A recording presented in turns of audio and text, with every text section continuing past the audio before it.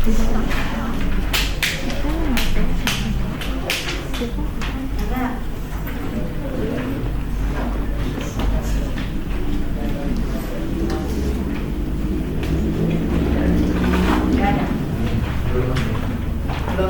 juga.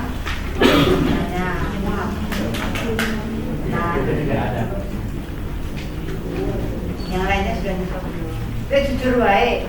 Kalau belum saya minta untuk nyoba di sini hari ini, silahkan saya duduk di situ. Anda nyoba ini. Nanti kalau ada pertanyaan ke sana atau panggil saya ke sini akan saya jelaskan seperti ini. Tadi juga begitu. Saya yakin kadang-kadang di rumah itu yang ngomongnya ngomong, tapi yang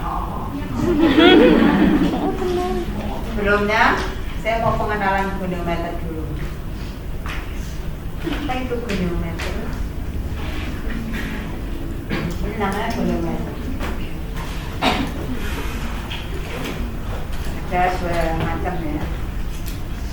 Meskipun ini juga ada macam-macam dari Mika, ada juga yang dari aluminium kok ya, aluminium gitu ya. Goniometer ini digunakan untuk mengukur lingkup berat sendi. Meskipun lingkup berat sendi juga tidak perlu diukur dengan goniometer, bisa juga pakai ya, jadi yang mengukur pakai meteran itu bedanya saja. Kita juga pakai meteran, ya kan identik kita juga. Nah, goniometer ini ada dua tangkai atau lengannya, lengan diam dan lengan bergerak. Nah, nanti karena ada yang diam dan ada yang bergerak, ya tentu saja yang bergerak itu mengikuti gerakan dari tulang. Gantung ya, jadi tulang yang mana yang mau kita gerakkan. Kalau kita bicara tentang sendi shoulder, ya berarti tulangnya adalah tulang nyeri. Kalau kita bicara tentang elbow, berarti tulangnya adalah ya radioulnar. Kalau kita bicara wrist, ya berarti ini area hand ini ya, tangan ini ya. Nah, gonio ini bisa digunakan dengan cara berhimpitan maupun berseberangan. Berhimpitan begini ya. Jadi nanti yang as tengah ini harus sejajar dengan fulcrum sendi yang memang akan kita ukur. Jadi sejajar dengan tulang yang akan kita ukur di mana tergantung ya. Kalau saya contohkan di shoulder itu di acromion. Kemudian di elbow itu di epicondylus lateral. Kemudian di masing-masing kalau di knee itu bisa di condylus lateral dari femur. Nah, bagaimana makainya? Jadi kalau mau berhimpitan berarti yang belakang ini kita pegang, kemudian yang depan ini kita gerakkan. Tergantung geraknya kemana. Tergantung ya, kalau saya begini mau gerak ekstensi kan begini. Ini sejajar ini. Berarti sudutnya mana? Sudutnya ini. Tapi kalau mau gerakan fleksi misalnya shoulder ini berarti kan ke depan sana. Sampai berapa? Biasanya shoulder sampai 180 derajat. Jadi sampai lurus begini. Ini bisa begini. Nah, bisa juga berseberangan. Berseberangan itu bagaimana? Jadi kita lihat ini bisa begini. Kemudian ini kita gerakkan. Tadi kalau ekstensi kita gerakkan ke sana. Berarti sudutnya ini. Jadi kalau fleksi geraknya ke sini. Sampai full ROM biasanya jadi berhimpitan. Nah, kalau pada ankle kita gunakannya begini. Jadi ankle itu nanti diukur pada posisi 90 derajat antara uris dengan pedis. Jadi tergantung nanti kalau ekstensi berarti ke sana. Ke sana sudutnya ya antara ini tadi 90 derajat begini. Ini agak sulit. Ini ya. Ini kalau ekstensi itu sama dengan dorsal fleksi. fleksi sama dengan telantar fleksi. Meskipun kelihatannya telantar fleksi itu menjauhi, tapi melihat sini, ini fleksi, ini ekstensi. Jadi sama, ini fleksi, ini ekstensi. Dorsal fleksi adalah ekstensi, telantar fleksi adalah fleksi. Kemudian kalau dorsal fleksi ke sana, ya ini sudutnya.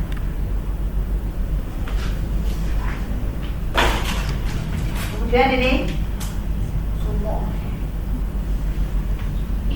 Sehat semua kan? Maksudnya nggak ya soalnya saya tidak membawa bibit penyakit. Cuman pengennya ngantuk saja, nggak tahu. Pengennya tidur. Cuacanya ya? Iya. Ya Allah. Saya tuh ke Mbak Fitrin, Mbak, beli kasur di sini. Kalau saya ada praktek saya tidur. Nah, kalau yang kecil ini digunakan untuk jari-jari ya. Jadi adanya ini fleksi sama hiperekstensi. Jadi ya misalnya taruhlah gini ya, metakarpopalang ya, jari ke 5 ini. Kalau fleksi berarti kita gerakkan ke sana. Berapa sudutnya? Itu saja ini sampai ke sini. Kalau hiperekstensi ya berarti kita gerakkan ke sana. Berapa juga bisa begini ya. Berhasil bisa kalau jari-jari yang kecil. Kemudian yang ini tuh prinsipnya adalah prinsip jarak. Tergantung jarak yang akan kita ukur ya, ini biasanya digunakan untuk kalau misalnya di tangan ya taruhlah begini, tidak mampu menggenggam. Nah, seberapa jarak antara mampu kemampuan untuk akan menggenggam ini sampai ke palmar ini ya. Jadi ini bisa kita ukur begini. Ini hanya sebagai evaluasi saja, tidak bisa dihitung atau ditulis menggunakan isom tadi, tidak bisa begini. Nah, untuk evaluasi misalnya hari ini taruhlah 7 cm, kemudian kita treatment lagi berapa senti, itu untuk evaluasi hari ini berapa. Tapi bisa juga digunakan untuk mengukur ROM dengan menggunakan ini, khususnya untuk terang and neck. Jadi contoh di neck ini. Neck ini untuk fleksi itu diukur dari ujung dagu sampai ke incisura jugularis. Jadi kita taruh gini sampai incisura jugularis. Ini posisi awal. Kemudian posisi fleksi kita ukur lagi. Berapa jaraknya? Nah, ROM-nya adalah tadi posisi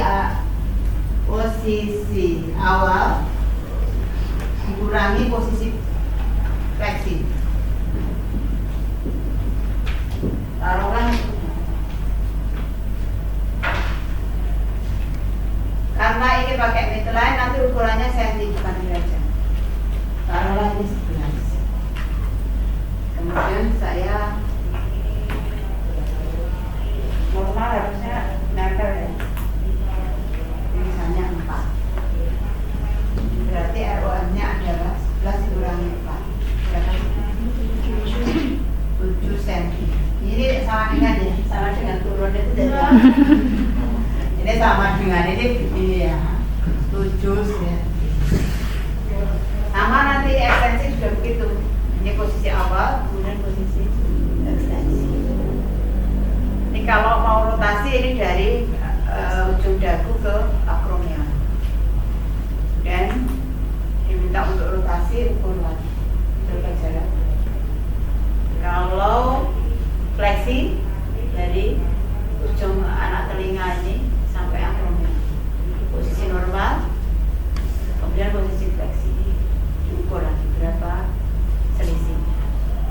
Kalau untuk fleksi terang itu pakainya dari C7 sampai S1. Jadi kita kasih tanda C7 S1 pada posisi normal. Kemudian kita minta untuk senyampan ini nempel di lantai normal. Baru kita ukur lagi. Rata-rata jaraknya adalah 10 cm. Nanti ekstensi juga. Kalau ekstensi nggak ada, belum tahu rata-ratanya berapa. yang sudah ada hanya fleksi saja. Kemudian untuk side fleksi ini posisi berdiri, kemudian ujung jari terpanjang ini kita ukur sampai ke alas berdiri. Ini posisi berdiri tegak, ujung jari ini kita ukur sampai ke alas kaki. Kemudian diminta untuk side fleksi. Perhatikan posisi side fleksi. Jadi jangan sampai begini. Ini posisi ini penting. Jadi posisinya tetap lurus, kemudian menggerakkan side. Nah ini apakah tidak bisa diukur pakai kuning? Bisa. Makanya bisa dengan ini, bisa juga dengan ini. Nanti kalau dengan ini, kalau neck berarti disejajar dengan C7. Kalau lumbar berarti sejajar dengan S1.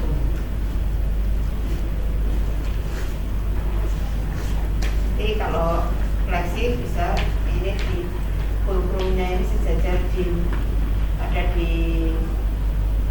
lubang telinga ini, dan ini garis ini sejajar dengan hidung.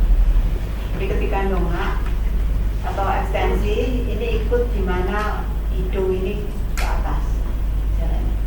Baru ini tadi dari posisi 90 derajat sampai ke sini berapa? Sama ini fleksi juga begitu. Ini nggak nempel ya. Kalau nempel nanti seperti ini. Kemudian ini posisi tegak. Ini ikut berapa? ROM-nya di sini. Mau dicoba itu dulu. Baru nanti kalau itu sudah plong, kita praktek yang ini. Tuh. Saya duduk di situ ya.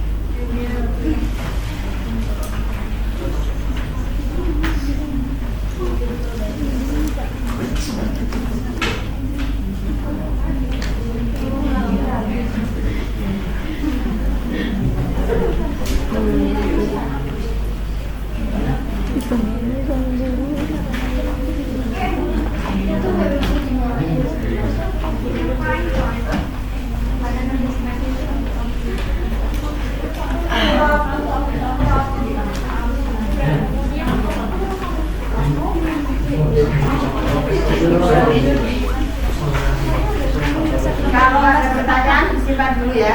Saya turun sebentar. Ya,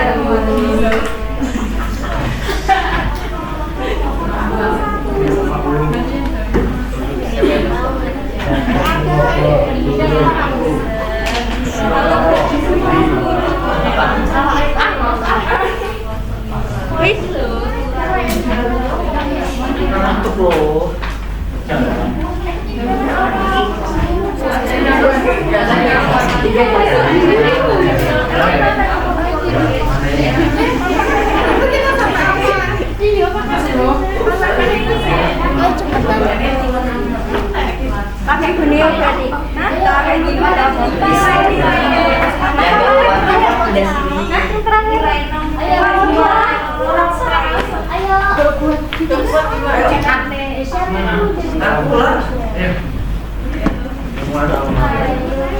Makasih.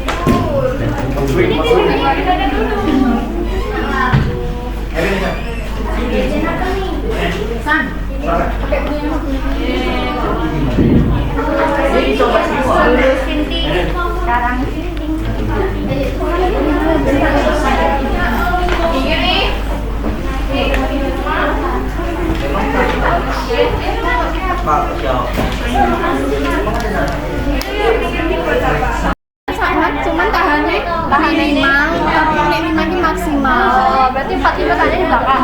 Agak pendek sih. Oh, berarti agak pendek. Kalau tangan di belakang mesti minimal agak pendek kan? Tergantung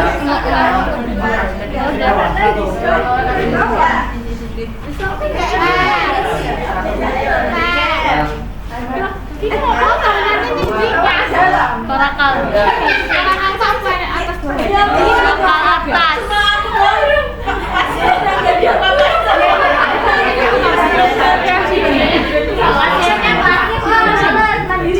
Torakal atas 555. Man, ih benar lah. Torakal 5.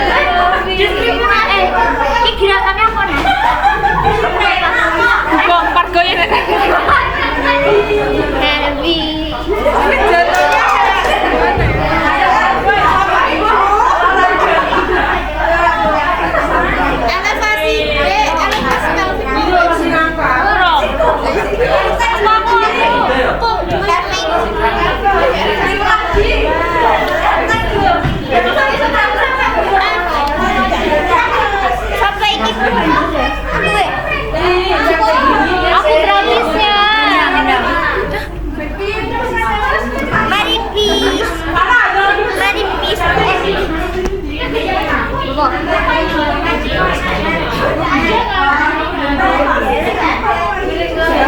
Ini saya kasih tangan.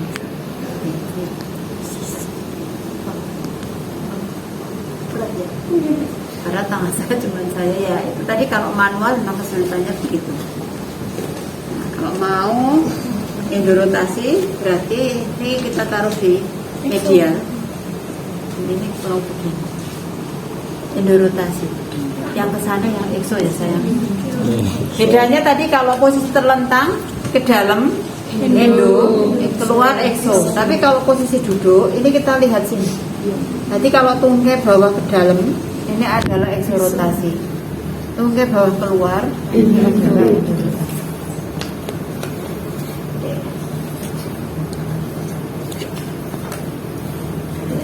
Coba keluar.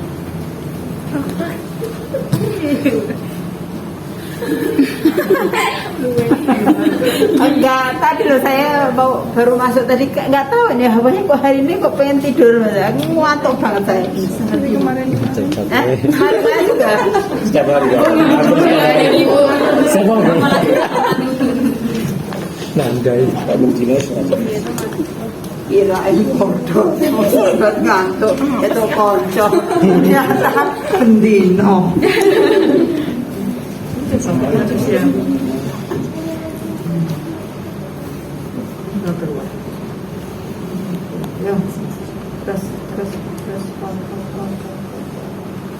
Jadi sampai full ROM.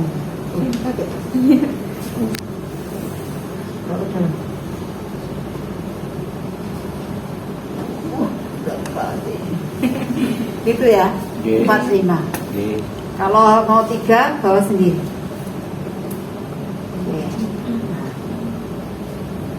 Tuh. 2 tadi baring. Jadi kalau baring itu yang ke dalam ya endo, kalau keluar exo. Tapi kalau duduk ini beda. Jadi kita lihatnya yang di sini. Tapi kita cek yang di sini itu ketika ke dalam ini memang arah dari kaputnya adalah keluar. Dan ketika ini keluar, ini arah kaputnya ke dalam.